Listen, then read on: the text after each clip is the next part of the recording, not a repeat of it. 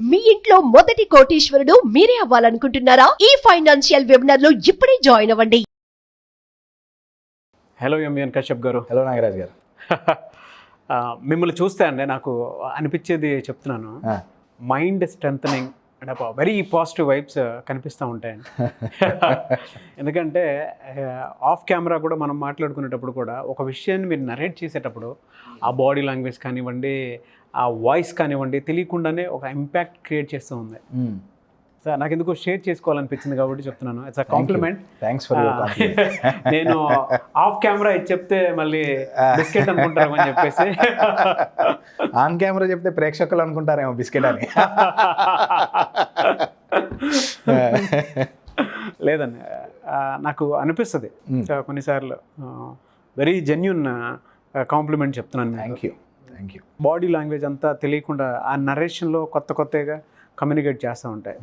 Very great quality that I have to learn from you. Thank you. So కంటెంట్లోకి వెళ్ళిపోదామని. మనిషి మనసు స్థిరత్వంగా ఉండాలి అని అంటే పలు చోట్ల తిరుగుతూ ఉంటుంది. మైండ్ ఇస్ అ మంకీ అని చెప్పేసి అంటూ ఉంటారు. మనం ఫర్ ఎగ్జాంపుల్ నేనే ఉన్నాను, నా మైండ్ 10 చోట్ల తిరుగుతూ ఉంటుంది. మీరు మాట్లాడేటప్పుడే నాకు 10 ఛానల్స్ లోపల ఓపెన్ అయిపోతూ ఉంటాయి. మనది క్రియేటివ్ ఫీల్డ్ కాబట్టి ఉండేటువంటి దాంట్లో క్రియేటివ్ ఫీల్డ్ కాబట్టి నాకు ఏ చిన్న థాట్ దొరికినా కూడా అడ్వాంటేజ్లోనే ఉంటుంది. సో దానివల్ల పెద్ద ప్రాబ్లం ఉండదు. కొంతమంది ఏ పని లేకపోయినా కూడా అంటే మైండ్ని స్థిరత్వంగా ఉంచుకోలేరు. దానివల్ల జీవితంలో ఒక మనిషి ఒక పని చేస్తూ ఉంటే తెలియకుండా వేరేది డామినేట్ అయ్యి ఇంకోటి చేయడానికి ముందుకెళ్ళిపోతుంటాడు.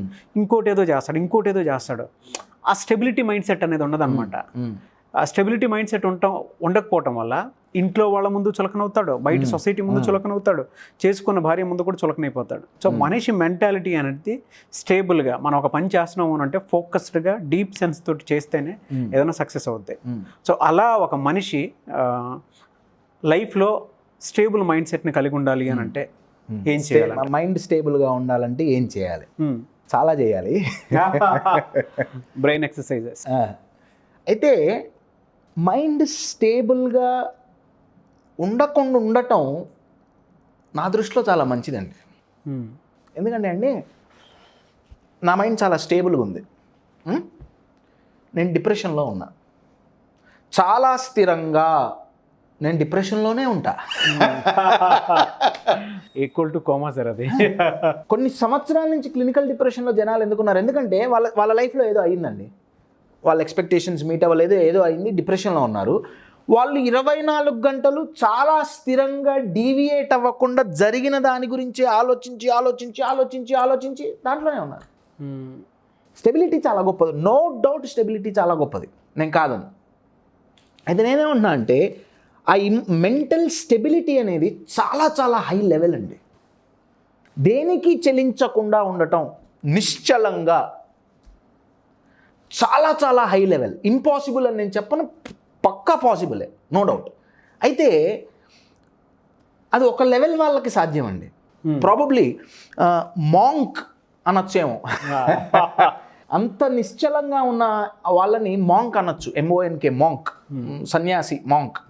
అయితే మీరు ఇందాక అన్నట్టు మనం మాంక్ కాదు, మన మైండ్ మంకీ. మాంక్కి ఈ వైగలిస్తే మంకీ అయిందిగా.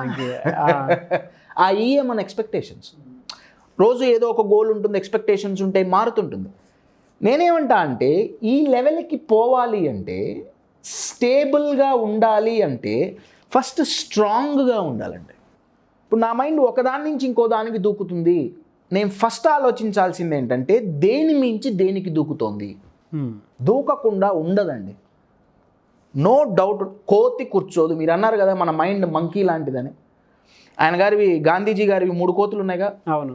అవి కోతులే ఎందుకు పెట్టారు? కుక్కో పిల్లో నక్క ఎందుకు పెట్టకూడదు? ఒక గాడిదనో గుర్రానో ఎందుకు పెట్టకూడదు? ఎందుకంటే మన మైండ్ మంకీ కదా. అవునవును. చెడు వినకు, చెడు మాట్లాడు. సో కోతి కూర్చోదు. కోతిని కూర్చోబెట్టాలనుకోవటం ఎంత ఫూలిష్నెస్సో, మైండ్ని కూడా స్టేబుల్గా ఉంచాలి అనుకుంటే ఈరోజు వ్యావహారిక సంబంధాల్లో నాకు తెలిసైతే మంచిది కాదు. కుదరదు అని నేను చెప్పట్లా, మంచిది కాదు అని నేను చెప్తున్నా. ఫస్ట్ దేని నుంచి దేనికి మారుతుంది? పాజిటివ్ నుంచి నెగటివ్కి జంప్ అవుతుందా? పాజిటివ్ నుంచి పాజిటివ్కి జంప్ అవుతుందా? నెగిటివ్ నుంచి పాజిటివ్కి జంప్ అవుతుందా, దేని నుంచి దేనికి జంప్ అవుతుంది, అది చాలా చాలా ఇంపార్టెంట్ అండి. ఓకే. నెగిటివ్ నుంచి నెగిటివ్ జంప్ అవుతుంది, నెగిటివ్ నుంచి నెగిటివ్ జంప్ అవుతుందా, there we need to break the pattern. Jump అవ్వనియండి, నష్టం లేదు, జంప్ అవ్వాలి కూడా, కానీ దేని మించి దేనికి జంప్ అవుతుంది అదొకటి మనం చూసుకోవాలి. అది జాగ్రత్తగా మనం అనలైజ్ చేసుకోవాలి. నెంబర్ 1. నెంబర్ 2, హిప్నోసిస్లో హిప్నోసిస్ నేర్పే వాళ్ళకి ఇది నేర్పుతారండి. మైండ్ను వాళ్ళు స్టేబుల్గా ఉండమని చెప్పరు. వాళ్ళు ఒక టైం ఫ్రేమ్ ఇచ్చారు, 42 minutes 43 minutes. ఈ ఫ్రేమ్లో మైండ్ వేరే దాని మీదకి పోతుంది. దాన్ని హిప్నోటిక్ స్టేట్ అంటారు. ఓకే. వెరైటీ అనేది హ్యూమన్ మైండ్కి చాలా చాలా అవసరం అండి. ఎప్పుడు ఒకే దాని మీద కూర్చోమంటే కూర్చోదు మైండ్, ఎట్టి పరిస్థితుల్లో మారుతుంది. సో నెంబర్ 1, స్టెబిలిటీ కంటే ఫస్ట్ దేని మించి దేని మీదకు పోతుంది అది చూసుకోండి. నెంబర్ 1. నెంబర్ 2, ఒకదాని నుంచి ఒకదానికి పోయేటప్పుడు దేని మీదకు పోతుందో అది అవసరమైనదైతే చాలా బాగుంటుంది. నెంబర్ 2. నెంబర్ 3, స్టేబుల్ కంటే ముందు స్ట్రాంగ్ అవ్వాలి. మెంటల్గా స్ట్రాంగ్గా ఉండటం అంటే యూజువల్గా జనాలు ఏమనుకుంటారంటే ఇమోషన్స్ని 2గా డివైడ్ చేశారు, positive negative, happiness positive, sadness negative, fear negative, ఇట్లా పాజిటివ్ నెగిటివ్ అని డివైడ్ చేశారు. సో జనాలు ఏమనుకుంటారంటే ఇమోషనల్గా లేదా మెంటల్గా స్ట్రాంగ్ ఉండటం అంటే ఓన్లీ పాజిటివ్ ఎమోషన్స్ ఎక్స్పీరియన్స్ చేయటం అనుకుంటారు, కానీ అది కుదరదు. నేను మీకు ఒక ఎగ్జాంపుల్ ఇస్తాను. ఒక 2 ఏళ్ల క్రితం ఓకే, మా తాతగారు చనిపోయారు. మా అమ్మగారు నాన్నగారు నేను ఖమ్మం వెళ్ళా. నాకు మా తాతగారు అంటే చాలా ఇష్టం. ఆయనతో కలిసి నేను చాలా ఆ కాన్వర్జేషన్స్ అవన్నీ చాలా డిఫరెంట్గా ఉండేవి. నాకు చాలా ఇష్టం మా తాతగారు అంటే. నాకు ఫోన్ వచ్చింది, కాశ్యప్ తాతయ్య పోయారు అని. నేను వెళ్ళాను, కూర్చున్నాం, చాలామంది ఉన్నారు, మామయ్యలు అత్తయ్యలు పిల్లలు అంతా కూర్చోవటం ఏడవటం అంతా అయిపోయింది. నా కజిన్ బ్రదర్, నేను 9 ఏమో రీచ్ అయ్యా, వాడు వచ్చాడు. రే ఏడవకు, ఎందుకు ఏడుస్తున్నావు, నాకంటే చిన్నవాడు వాడు, నా తమ్ముడు, ఎందుకు ఏడుస్తున్నావు, అందరు ఏడ్చారు, ఎందుకు ఏడుస్తున్నారు, ఏమైందని, ఇప్పుడు ఏడవకండి అని చెప్పి వెళ్ళిపోయాడు. మళ్ళీ ఒక అర్ధగంటకు వచ్చాడు, ఎందుకు ఏడుస్తున్నారు, మళ్ళీ వెళ్ళిపోయాడు. నాకేదో తేడా కొట్టింది. నాకు సైకాలజీ అంటే చచ్చింది ఇష్టం అండి, అందుకేలా ఉన్నారు. వాడు నన్ను కలిసి ఆ రోజు వాడు ఏమన్నాడంటే, అరే బాగా తలనొప్పి ఉందిరా, పొద్దునుంచి తల పగిలిపోతుంది, మందు వేసుకున్నా తగ్గల, తిన్నాను తగ్గల, ఏం చేసినా తగ్గట్లా, వస్తున్నాడు పోతున్నాడు. ఈ కార్యక్రమం నడుస్తుంది. తాతయ్య గారు చనిపోయారు, తర్వాత కార్యక్రమాలు ఉంటాయి కదా, నడుస్తుంది. మధ్యాహ్నం అయింది, ఆల్మోస్ట్ ఆయన బాడీని తీసుకెళ్ళిపోయే టైం అయింది. వీడు మాయమయ్యాడు, వీడు లేడు ఇంట్లో. నేను ఫోన్ చేశాను, ఎక్కడున్నావు అనే, చాలా ఇంపార్టెంట్ పని ఉంది, చాలా ఇంపార్టెంట్ పని, నాకు ఇప్పుడు రావటం కుదరదు, 4 అవుతుంది వచ్చేటప్పటికి, ఇంపార్టెంట్ కుదరదు, నువ్వు రావాల్సిందే. మళ్ళీ నువ్వు తాతయ్యని చూడాలంటే ఫిజికల్గా ఆయన నీకు కనపడడు, ఎంత ఇంపార్టెంట్ పని అయినా పోస్ట్పోన్ చేసుకొని రావాల్సిందే. వాడు నా మాట ఎందుకు విన్నాడో నాకు తెలియదు, కానీ వాడు వచ్చాడు సార్. వచ్చి తాతయ్య గారి బాడీ అక్కడ ఉంది, మేమందరం ఏడుస్తున్నాం, వాడు నా పక్కన నించున్నాడు, నన్ను పట్టుకున్నాడు. 1 నిమిషం అయింది, 2 నిమిషాలు అయింది, 3 నిమిషాలు అయింది. చాలా భీకరంగా ఏడ్చాడు సార్. ఒక 5-10 నిమిషాలు ఏడ్చాడు, నన్ను కౌగలించుకొని ఏడ్చాడు, మా పిన్నిని వాళ్ళ అమ్మను కౌగలించుకొని ఏడ్చాడు. తర్వాత తాతయ్యని తీసుకెళ్ళిపోయారు, అదంతా అయిపోయింది, స్నానాలు చేసి ఫ్రెష్ అయ్యి కూర్చున్నాం. వాడు వచ్చి నాతో ఏమన్నాడంటే, అరే నా తలనొప్పి అంతా పోయింది. తలనొప్పి ఎందుకు వచ్చిందంటే ఆ పిల్లగాడికి ఎమోషన్ అట్లా హోల్డ్ చేసి పట్టుకుని, అబ్సల్యూట్లీ. ఎందుకంటే ఆ పిల్లగాడికి మైండ్లో పడిన నమ్మకం ఏంటంటే, నేను మగపిల్లవాడిని, ఏడిస్తే తప్పు. బాధ అనేది వాడి మైండ్లో నెగిటివ్ ఇమోషన్గా ఫిక్స్ అయింది. వామ్మో నేను బాధపడుతున్నా అని తెలిస్తే, నువ్వు మగవాడివి, నువ్వు ఎట్లా బాధపడతావు, నువ్వు బాధపడకూడదు. ఎందుకు బాధపడకూడదు మగవాళ్ళు? అర్థమవుతుందా? ఇమోషనల్గా స్ట్రాంగ్ ఉండటం అంటే కింద పడకుండా ఉండటం కాదు, కింద పడి లేవటం ఇమోషనల్గా స్ట్రాంగ్ ఉండటానికి సిమ్టమ్ అండి. నేను కింద పడితే ఎంత ఫాస్ట్గా లేవగలిగితే నేను అంత స్ట్రాంగ్గా ఉన్నట్టు. You're getting my point? So mental stability కావాలంటే ముందు మెంటల్గా స్ట్రాంగ్గా అవ్వటం రావాలి.